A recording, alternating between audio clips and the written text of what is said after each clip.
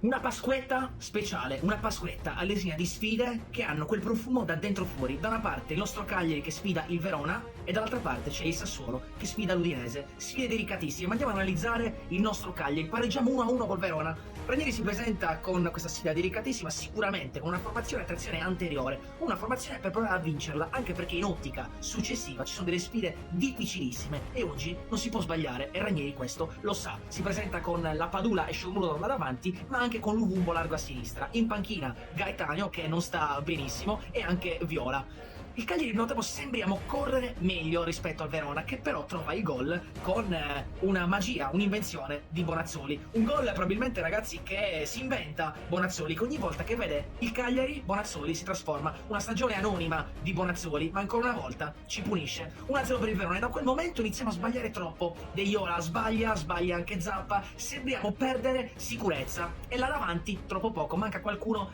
che ci dia un po' di fantasia. Ranieri questo lo capisce, infatti nel secondo tempo toglie Shomurodov che non stava benissimo, che è rientrato dalla nazionale con qualche acciacco, e inserisce Viola, ed è proprio Nicolas Viola che ancora una volta si carica il Cagliari sulle spalle e fa un secondo tempo eccezionale, direi.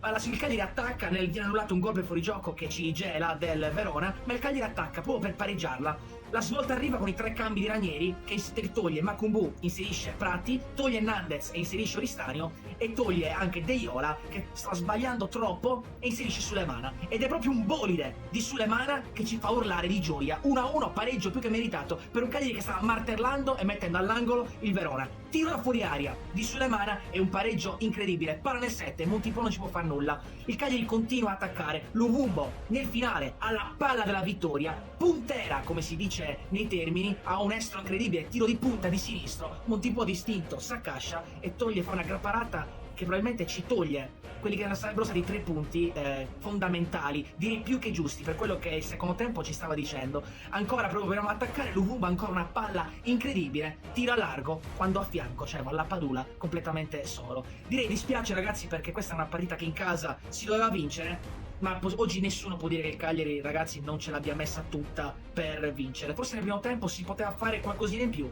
ma nel secondo tempo i cambi hanno dato ragione a Ranieri, il Cagliari ha sfiorato la vittoria, che purtroppo non è arrivata. Adesso testa bassa per le prossime partite difficilissime. Insomma, ragazzi, fatemi sapere cosa ne pensate della partita di oggi nei commenti, lasciate un like al video, ricordatevi sempre di seguirmi e ricordatevi sempre Forza Cagliari, tutti uniti per la nostra corsa salvezza.